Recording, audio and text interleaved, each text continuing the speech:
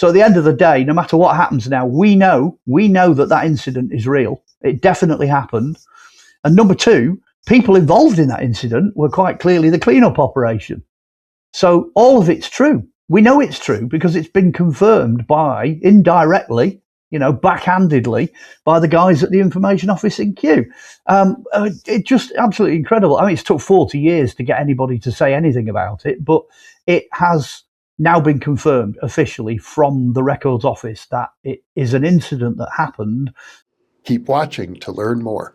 You can now download all 9 copies of the New Thinking Aloud magazine for free, or order beautiful printed copies. Go to newthinkingaloud.org. New Thinking Aloud is presented by the California Institute for Human Science, a fully accredited university offering distant learning graduate degrees that focus on mind, body, and spirit. The topics that we cover here. We are particularly excited to announce new degrees emphasizing parapsychology and the paranormal. Visit their website at cihs.edu. Book 4 in the New Thinking Aloud dialogue series is Charles T. Tart, 70 Years of Exploring Consciousness and Parapsychology, now available on Amazon.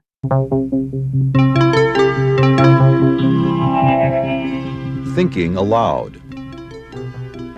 Conversations on the leading edge of knowledge and discovery with psychologist Jeffrey Mishlove.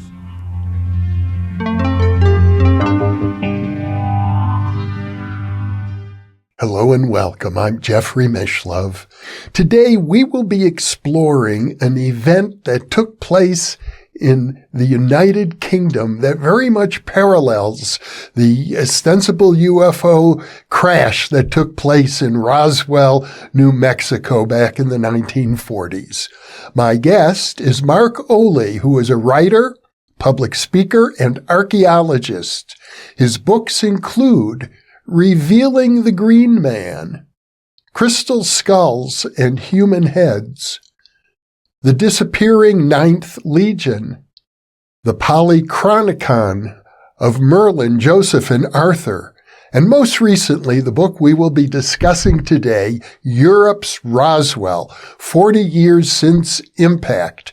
This book, incidentally, is largely based on the 2008 documentary he produced, commemorating the 25th anniversary of the events we will be discussing.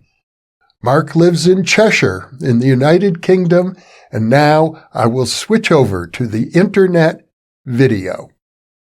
Welcome, Mark. It is a pleasure to be with you today. It's great to be here. It's great to finally be able to discuss Europe's Roswell. We're talking about an event that took place in 1983, and in 2008, 25 years after the fact, you produced a documentary about that event. It's available today on Amazon Prime. I'm going to encourage our viewers to take a look at it because it will undoubtedly contain more information than we're about to cover in this interview. But I suppose the striking thing about this event is that in many regards, it parallels the famous incident that took place in Roswell, New Mexico, back, as I recall, in 1947. And because there's so many similarities, I think each of these two events adds credibility to the other. Yeah, absolutely. Everything that took place really at the crash, like you say, the crash was in January 1983. Outside a little village called Clonilla, which is in Wales, which is let's try and work this out. As you look at the map, it's the left-hand side of the UK. If you look for Aberystwyth, it's just sort of down and below Aberystwyth, the village. Yes, everything that happened really in this incident follows the same playbook, shall we say, as Roswell. It crashed, we think it came down in the night. Probably on the 1st, 2nd or 3rd of January. Nobody heard it. Nobody saw it. It didn't wake anybody up. There were no big bangs and flashes or anything like that. It was just the farmer got up the next day to go and have a look at his fields. And he found that 4 of his fields were covered in this kind of metallic debris of all different kinds. It was mostly silver foil, but bits of girders and other bits and bobs there. But, and this is the important thing, no spaceship. That is a slight difference with this one. Whatever it was that lost all of the debris clearly flew off. There were no engines, there was no bodies, there was none of that. But as you do when you're in this situation, your first instinct is to say, well, it looks like there's been a plane crash, or, something from the local RAF base has come down possibly. So he phoned the police. The police said, hang on a minute, we'll contact the RAF and see what they're up to. And about 2 hours after that call, the whole place is swarming with a crash recovery team. The area we're talking about here is probably good size American football pitch, kind of area of debris, and a small copse as well that's next to it. And these guys are there all day. The farmer's amazed. There's police, there's people from the Air Force are there, and then there's another third category of people who are clearly the men in black, the dark glasses, the black suits. They're ordering everybody else around. Even fairly high-ranking police officers and RAF are being ordered around by these guys. Anyway, they go right through the night. They set up floodlights. And by the following day, everything appears to have gone. Fast forward a couple of weeks, and there's a press report. Sunday Express, which I think was on the 23rd of January, runs this article about the crash. Now, we don't know where that came from. We contacted Andrew Chapman. We actually do it in the program. We do it as part of our research. And he said to us, oh, hang on a minute, that'll be in my notebooks. I'll go and have a look. So he disappears off. About 3 days later, we get a message back from Andrew. And he says, you're not going to believe this. I don't know where the story came from. He said, I've been through all the notebooks and everything. He said, I can only assume that when we came back after New Year, when we came back off the break, somebody handed me the story to write up. And that's how it got into the Sunday Express. So we don't really have a source for that story. But that's where our story really begins, because the press cutting agency that a guy called Gary Rowe was subscribed to sent him that press cutting. And he was responsible for looking after, any kind of UFO incidents, supernatural incidents in the North Wales area. So he went down with his team. Again, nothing there, can't find anything, till they get into the woods. When they got into the wooded area that's adjacent to the fields, they realised that something had cut a 25, 30-foot swathe right the way through the tops of the trees, sheared all of the trees off, and then all the debris and the wood had all exploded out across the fields. That was the source. Clearly, whatever it was that hit the trees is not designed for those kind of impacts. Maybe it was in a force field, or maybe it was designed for pressure flight rather than low pressure impact. But anyway, all this stuff got smashed off the bottom of it. And then Gary said, we'll find some bits if we root around in here. So he actually went in with a couple of his friends. They managed to get about half a dozen pieces of crash debris, which we have recently had analysed. Because, of course, fast forward from the documentary, because the documentary was the 25th anniversary, fast forward to now, we've just gone past the 40th anniversary. So I have produced a book. It's on Amazon. It's called Europe's Roswell, 40 Years Since Impact. And just like the documentary, it's show and tell. Everything we know, everything that was found, all the detailed photographs, everything that we've got is in that book. But the analysis is quite revealing. I'd like to go back to Andrew Chapman, the person who wrote the story in the newspaper, because although he didn't know the source of the story, I understand that he did go and interview many of the people involved. So his reporting was based on firsthand information that he obtained.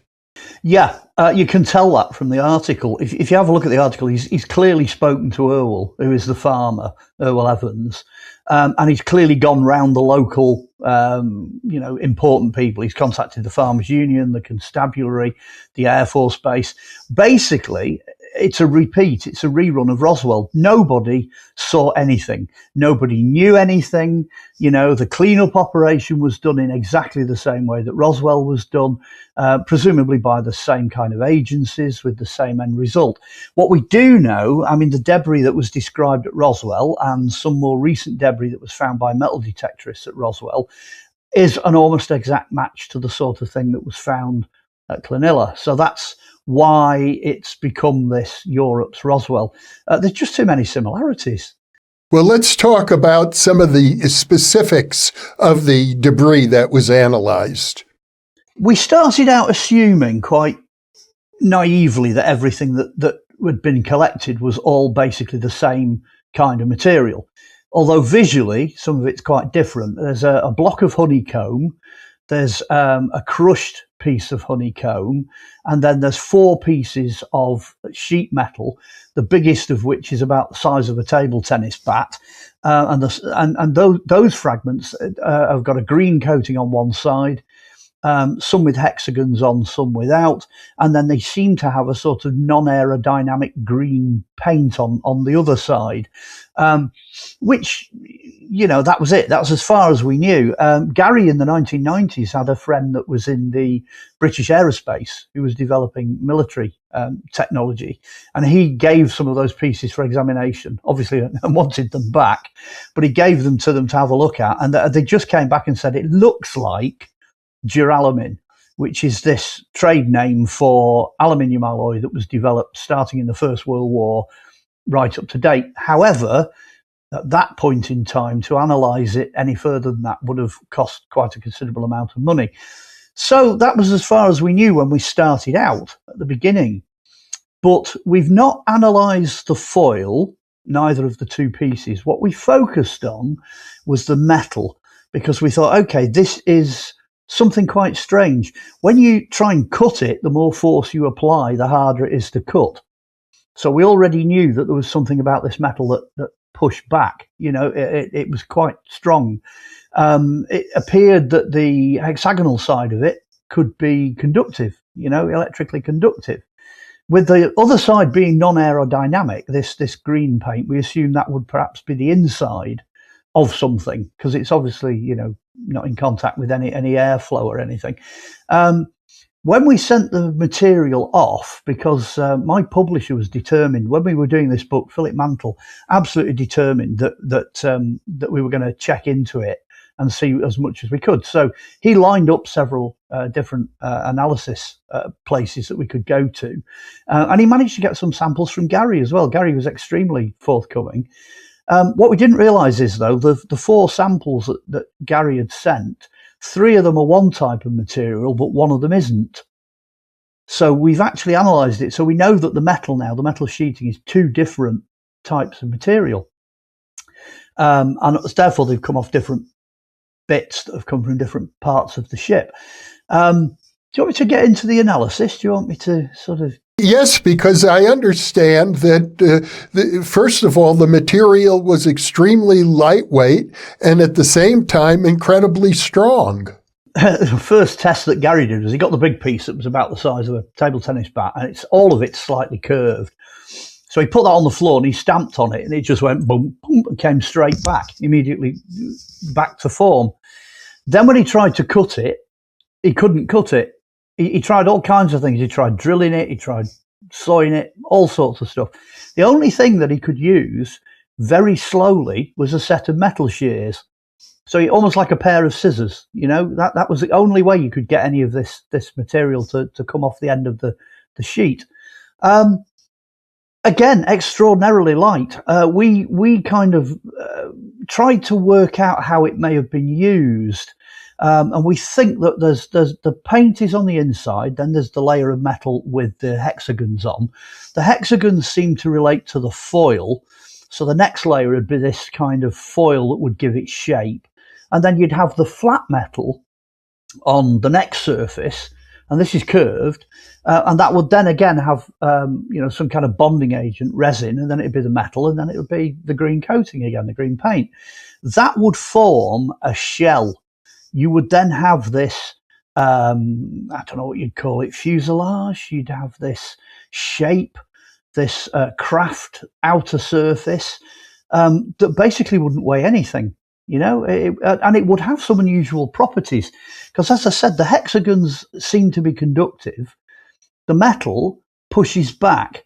When we sent the metal with the hexagons on for analysis, the way we did it, we sent one blind test to America, one to Australia, and then more recently we've sent one off to Greece.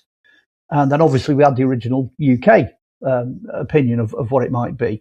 We got the Australian one back first, and we were a bit disappointed with that because that just came back and they kind of said, well, we don't really know what the paint's made of, and you got rubbery stuff on it, and the metal looks a bit like aluminium, and the glue looks a bit like some American epoxy resin stuff that's military glue.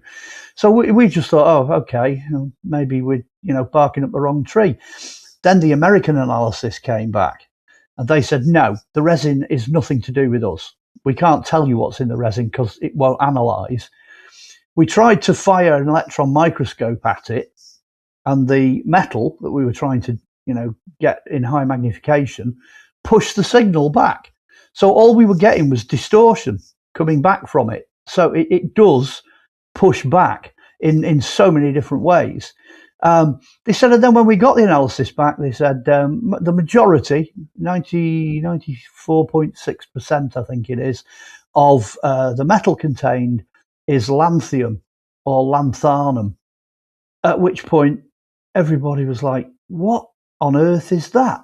That's not one we've ever heard of before. They said, well, it's definitely not aluminium. There's no aluminium in it. So I went off and I started looking up what lanthanum is. It's everywhere. It's as common as soil, it's in asteroids, it's in the galaxies, it's in planet Earth, it's everywhere. But, and this is the real kicker, because it's in everything, it is incredibly difficult and phenomenally expensive to extract. So nobody really can be bothered with lanthanum. On the new bit of the periodic table, since we were at school, they've added an extra bit at the bottom. The first square on the bottom bit of the periodic table is lanthanum, because it's an exotic material. Anyway, we're saying, well, hang on, when the crash was described, there were sheets of metal 2 meters. That's like nearly 7 foot square. That's more lanthanum in one sheet of metal than has ever been extracted by the entire of humanity for the whole of history. And it would be ridiculously expensive. So, for the amount of stuff that's over 4 fields, that's billions of dollars worth of pure lanthanum.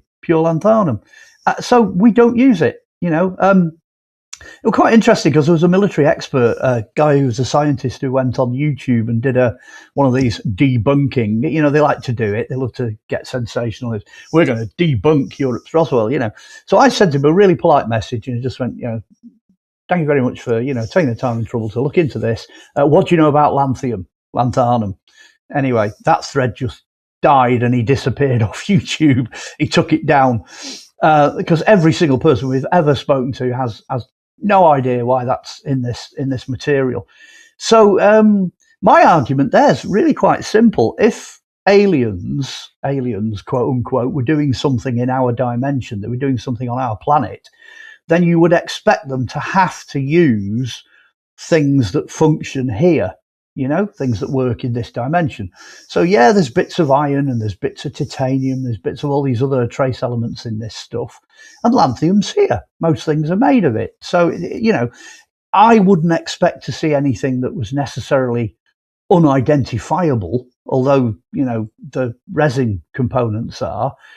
But I would expect to see something that we don't use, something that's super strange, super weird, way off the Richter scale. And that's what we've got. So you can call it alien, it is alien technology. It's exotic to us. It's not something we would ever do. And then the Greek analysis came back and they basically backed up, they supported what the Americans were saying. They came back with a very similar kind of analysis and rounded it all up. So the investigation, certainly from Flying Disc Press, Philip Mantle's point of view, was an absolute roaring success. Your publisher, Philip Mantle, has been a guest on New Thinking Aloud.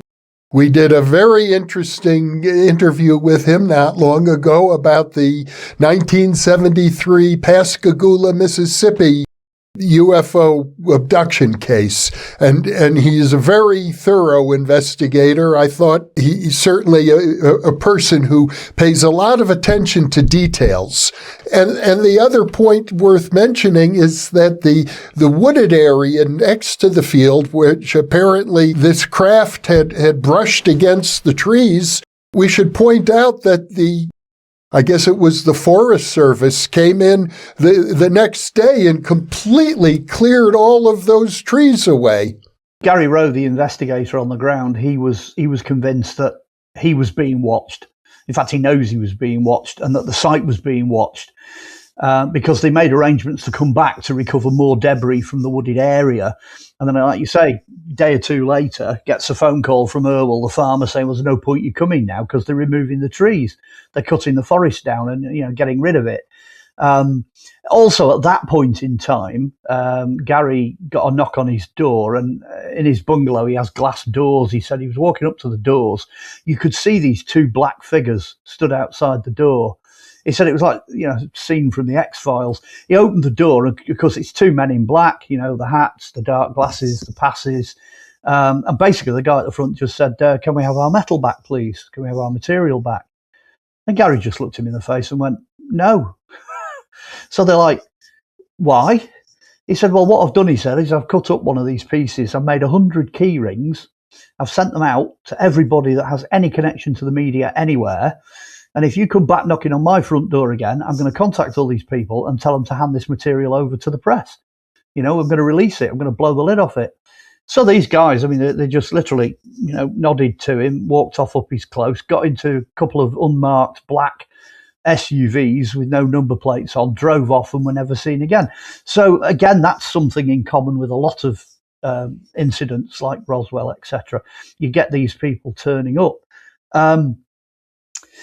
As you said, Philip, incredibly thorough, Philip Mantle. So he said, right, what we're going to do 2 new lines of inquiry and see where this takes us. He said, first one, we're going to go for Freedom of Information Act. We're going to see if we can get any disclosure from any of the agencies that were involved in the cleanup operation, So he did it. He contacted, Air Force, UK and American. He contacted anything within the area. He contacted the police. He did all of that. Right across the board, everybody said, no, we don't have anything. There is nothing here that we can tell you. I'm sorry. We don't even know what you're talking about. And then, fairly recently, only a few months ago, the Central Information Office in London, Central Information Office at Kew, they keep all of the records. That's where everything ends up. It's like a dumping ground in London, and that's where everything filters back to. And we got this amazing message back because Philip had contacted them as well. And basically the gist of it, I'm paraphrasing here, said something like, we can't possibly tell you anything about this incident because it's still covered by the 70-year, non-disclosure Official Secrets Act and all that sort of thing. And the people that were involved in this are still living, and we can't give you any details because, again, they are protected by, Freedom of Information Act. At which point, me and Philip are laughing heartily because we're like, I don't know who sent that. I don't know if it was a man or a woman or whatever, but whatever Clark sent that. Number one, they admitted it happened. So at the end of the day, no matter what happens now, we know that incident is real. It definitely happened. And number two, people involved in that incident were quite clearly the cleanup operation. So all of it's true. We know it's true because it's been confirmed by, indirectly, backhandedly, by the guys at the information office in Kew. It's just absolutely incredible. It's took 40 years to get anybody to say anything about it, but it has now been confirmed officially from the records office that it is an incident that happened and that people still living were involved in it. So, absolutely amazing, absolutely over the moon with that, even though everything else drew a blank. So that that justifies our investigation. That justifies us sticking with it. The other thing we did, once we knew that was the case, there's another friend of ours, another member on the team, who does, he trawls the media, the internet, printed materials, anything that's released. And what he did was he basically focused in on that first week, last week of 82, the first week of 83. He focused in on that period. He did an amazing report. I've got to say it's about 30 pages long. I don't think he missed anything. Do you know what I mean? If a cat died in the village that week, he got it. He got absolutely everything. And there was an incident, but not in the immediate time frame we're looking at, but there was an incident where a stealth bomber lost one of the fins off its tail. And of course, being what it was, it could fly back home to base. But that didn't match our incident. So at the moment, very much, I mean, it happened at Roswell. The following day, loads of press, UFO down at Roswell. Next set of press stuff to come out, backpedals, sorry lads, it was only a weather balloon. Well, the same thing is now true of Glenilla. There's only the one press article, and it's ineffectively, it's been denied. But it's like I say, the similarities in the playbook are just ridiculous. I'm sure they have a file. They must have a file in the military that sits on their office, shelf in the event of a UFO crash, and you kind of pull it out and it tells you what to do. And they just run it. They literally run it the same wherever they go and whatever they do. And that's what they've done with this. It's out of that playbook. Well, as far as I know, the official U.S. government position still is that the event at Roswell was some sort of an exotic weather balloon. Of course, Roswell, New Mexico is very close to where the first atomic bomb was exploded just a couple years earlier. It's also where there's a very large Air Force base with nuclear weapons. I'm in the state of New Mexico myself, where I know there's lots of UFO activity that's been reported over the decades, often associated with nuclear facilities of one type or another. Were there any military facilities near this location in Wales? Well, the short answer is yes. There are military facilities dotted all around, but where you're looking statewide, New Mexico's a state. It's a big area. It's a huge amount of space. The UK would probably fit in that state about 4 times. We're tiny. We're not very big. So by the time you start looking at somewhere the size of Wales, it's very small. You can drive around it in a few hours. It's that kind of size. But there is a lot of activity over the UK in general that borders on to Wales. So much so, in fact, that in the process of researching this, I discovered that the guys in the local lifeboat station just outside Aberystwyth, they can look out across Cardigan Bay, which is this part of the ocean around us, and they have a number which they telephone when they see things coming up out of the bay. So they have lights, they have these UFOs that come up out of the ocean and then hover and then whiz off in land, and every time that happens, they just phone the RAF and go, hey, we've got another one, I've also got another independent witness who was an art college student who was living in Aberystwyth in the early 80s. And 1983, somewhere in the January, she saw precisely what I've just described. She said she saw this thing coming up out of the bay, and then it flew towards Aberystwyth and went over the top of them and inland. So, yes, the short answer is yes, there are other things going on, which has led me to wonder what we're dealing with. Are we dealing with one of ours? Is it our stuff that we don't know about? Is it one of theirs? Is it something that's completely alien? Or is it a hybrid of the two? Because when you consider how long ago Roswell was, 1947, as you say, a lot of the post-Second World War scientists and technology, etc., that moved, as it were, towards the area, like Areas 51, etc., for development. So whatever was flying around, whatever they were developing, what was happening towards the end of the Second World War, kind of sets the tone then for the rest of the 1940s. That's nearly 100 years ago. What from like the 1930s when we went into the Second World War right the way through to now, what on earth could we have developed? The chap that used to run Skunk Works, I think in the 1990s, said if you can imagine it, if you think it's, you dream a little, we're already doing it. We've already done it. That's what he said, something to that effect. So I never cease to be amazed by, this whole story and the stuff that's attached to it. Well, one of the arguments that you make in your documentary and in your book is that this debris could not have been from a balloon. I wonder if you can explain why. Well, in our case, with the debris that we've got, it doesn't conform to anything you would find in a normal scientific experiment, like a weather balloon, for example. The sheer cost of making something like this would just make it ridiculous. It would make it impossible. But then if you go all the way back to Roswell, there's a huge amount of evidence that says that the debris that we saw that was presented, that appeared in the press, that was actually a weather balloon. That was just something that, torn up and whatever. I seem to remember that eyewitnesses said when they were bringing some of the debris out for the photo shoot, somebody stepped in and actually switched the debris out. I think that's actually on record that's what they did. So what we see in the press is props. It's just there to create the story. Nobody's actually ever, I don't think, genuinely seen any of that original crash debris, except I think I'm right in saying it was 2022 or 2023. I was sent photographs of some debris that a metal detectorist had found at Roswell, New Mexico.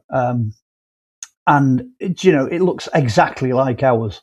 The stuff he sent, which he'd found from the USA, it's clearly an American photograph. It's dated, and all the digital stuff matches it, matches ours. It's basically the same kind of thing. Bits of foil and just a few bits of fragments of sheet metal. His bits are tiny, To go back on talking about debris, the reason that it would be difficult to find any more debris on this particular site comes down to the fact that most of those fields are just a very thin skin of grass over rock. It's a hillside. It's in the documentary, actually. It's funny because everyone said, "Oh, why didn't you film the crash site?" There's a shot at the beginning, and it's like, white sheep on white snow in a white snowstorm, and it's like a panning shot. It's about as boring and uninteresting as you can possibly get. Those are the actual fields. So they're in there for what it's worth, but there's not a lot to see. I was brought in as an archaeologist because professionally that's my background. And I took one look at the site and I thought, well, unless something actually hit the ground, unless it really went in with a bang, you weren't going to find anything in the soil because it was surface debris. And that's what's described, obviously, when this thing, had stuff knocked off it coated the surface. So I don't think it would have been impossible, certainly not with metal detectors, which they had in the 80s. The military had them. I think you'd have done a pretty good job of clearing the ground. But there might be, you never know, never say never. There might be some more hiding away somewhere. Your conclusion is that there was some sort of a craft that it flew too low, let us say, and hit those trees, definitely left a swath about 25, 30 feet wide across the wooded area, and left an enormous amount of debris on the farmer's field, the equivalent to the size of an American football field, and then was still able to fly away. Why do you suppose that the entire craft didn't just disintegrate and that was all that was left, was on the field? The more we've looked at this material, because obviously we don't have a great deal of it, but the more we've looked at it, the more we've started to think, well, was the craft actually inside a bubble of some kind? Was it electrical, magnetic, time, dimensional, frequency, what's going on with this thing? Because it's almost as if, and I'm going to dream a little here, it's almost as if it decided where it wanted to be. So all of a sudden it goes, boom, it just appears. Hey, we're here now, lads, here we go. But the trouble is, when it did appear, it didn't allow for the top of the trees. So it came in just a bit too low. So then they're like, okay, we're in trouble now. We're getting pummeled, we're getting smashed, let's get out of here. So it then just went woof, and shot off, got away as fast as it could. Perhaps not realizing how much of the physical debris had been torn off from the underside. I mean, if you have a car crash through trees, it just tears the vehicle to shreds. So you can imagine what it's like, with something that's relatively eggshell thin, and fragile. Anyway, this thing goes zipping off, and it's lost all this debris. But that wouldn't matter. That wouldn't affect something if the propulsion, for example, was anti-gravity. Because as long as you're within the vicinity of the vehicle itself and the mechanism that's doing that, that would take a majority of what was left with it. And that seems to be something that we're looking at, I did a great conclusion to the book. It's not in the documentary, but I think it is in the book. People seem to always have this idea that, well, aliens are coming from another planet, or maybe they're us and they're coming back from the future, to see what's going on.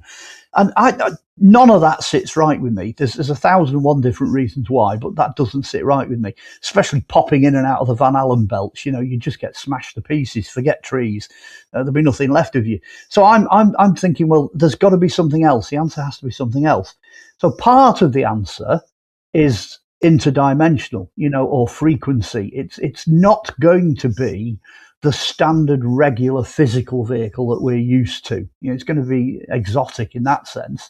And then I was thinking, okay, if you come back from the future, you've got a problem with paradox, because you can mess up your own future.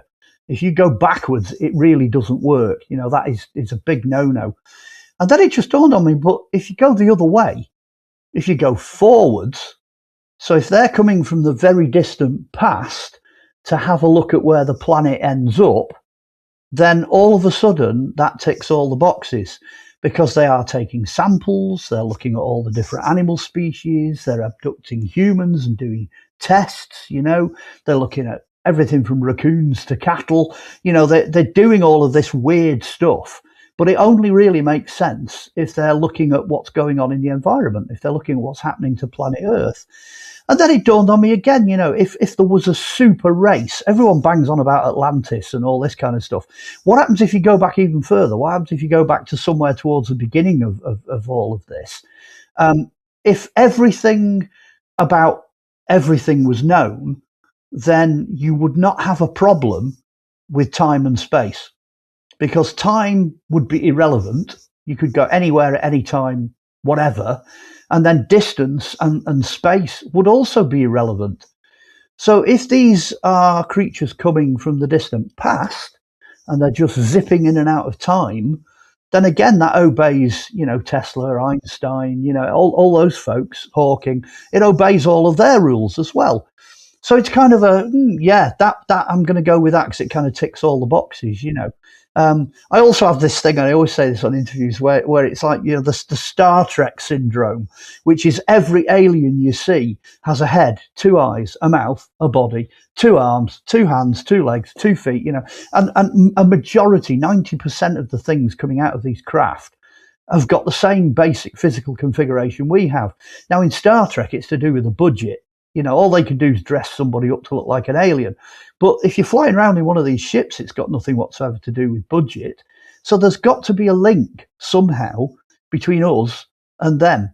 Because as entities, as biological entities, we are so similar, we are so familiar, that they seem to be a super, super, super version of us, which, if there was no decay, if no time had passed, if chaos theory hadn't kicked in and chaos worked on us, and the whole thing, planet Earth's devolving, it's just less, it's constantly less than it was. But then if you go backwards and you go all the way back to the beginning, whoa, what how did we start, and I think that's what we're seeing. I think that's what we're seeing here. I have done a number of interviews with an American anthropologist named Eric Wargo, who talks about time travel, and he analyzes the argument that you raised, that if you go back into the past and kill your own grandfather, for example, then you shouldn't be able to return to the future because you've changed the future. And he argues that that's not possible, that if you go into the past, there's nothing you could do to change the future. So he thinks that time travel from the future is a definite possibility. There's a line of thought that says, if something is supposed to be that way, time, space, planet, the whole of creation, whatever, it goes according to that line.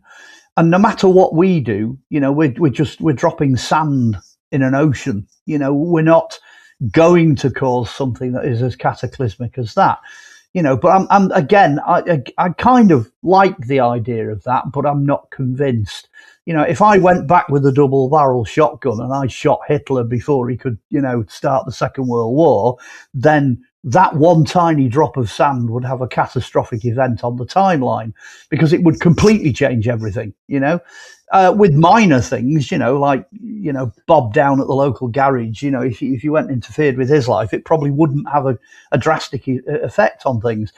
But, maybe that's another law. Maybe you can only affect things by degrees. Some things affect it more than others. But I still like, once you get into time travel, people just don't do it. They don't go, hang on a minute, we're all, hey, let's go into the future, or let's do this and the other. But what happens if we were the past going into the future? Nobody's explored that. Nobody's really gone to town on that really in detail. So, and like I say, it ticks all the other boxes. There's a lot of other stuff going on. There's lots of other factors involved here, It's certainly been addressed in science fiction. I know Damien Broderick is a science fiction writer who suggests that maybe in the era of the dinosaurs, there was an intelligent reptilian type of species that had high tech and left the planet and has formed an advanced civilization elsewhere. I wrote a book, Crystal Tools and Human Heads, and I think there were 9 different human species when I wrote that book. And then by the time the book got into print, there was 27. And then we started doing the publicity for the book, and then it went up to 30 something, and then about 32 or 33 different species. And I've spotted another 3 or 4 that have come up now. So we're probably heading towards 40 different prehistoric species of human beings. So it's not even science fiction. It's becoming science fact. There were lots and lots of different versions of us. I mean, my interest was piqued by the guys with the hugely elongated skulls. Eric von Daniken brought them to everyone's attention. Some of these skulls, the Paracas skulls, are 3 or 4 times bigger than the normal cranium capacity. And they only died out about 500 years ago. So I started looking at these guys and I'm thinking, yeah, they are a species, and now, of course, they are. It turns out they are. What on earth were they capable of? 3 or 4 times the mental capacity of an ordinary human being. Can you imagine one of those being born, with the capabilities of Einstein, but he's got 4 Einsteins stacked one on top of another. You walk into a room full of them and they'd tell you what UFOs were. They'd tell you how to build one. They honestly, and that's what we've lost. Archaeology teaches you this very often when you're dealing with something and you're looking at a real mystery, big, huge mystery. It's not what you're looking at and what you've got and what you've found that's really important. It's what's missing. Where are the gaps? What bits of the jigsaw puzzle are not there? And as soon as you start to think like that, honestly, it changes everything. The whole journey becomes so much more exciting. In addition to your work on Europe's Roswell, you have explored many other archaeological and historical mysteries, particularly those dealing with esoteric subjects. And I'm very hopeful that we'll have you back on New Thinking Aloud to cover some of your other explorations. It sounds a bit contradictory. I've done a book on Robin Hood. I've done a book on King Arthur. I've done a few of that type of book. But then equally as well, I've done, like you say, some of the more esoteric stuff. I'm working on a book on the biblical material now. I'm looking at the Knights Templar and all that sort of thing. So that will be coming out at some point. So, maybe I can come and give you the exclusive on that. You never know. I'm very interested in the Knights Templar. Well, Mark, Olly, thank you so much for making yourself available. I know you and I have been planning to do this interview for a long time. Plans got interrupted, but here we are. I'm delighted to be able to introduce you and your work to the New Thinking Aloud audience, and I look forward to the next opportunity to be with you. It's been an absolute pleasure. I'm here when you need me. Thank you so much. And for those of you watching or listening, thank you for being with us, because you are the reason that we are here.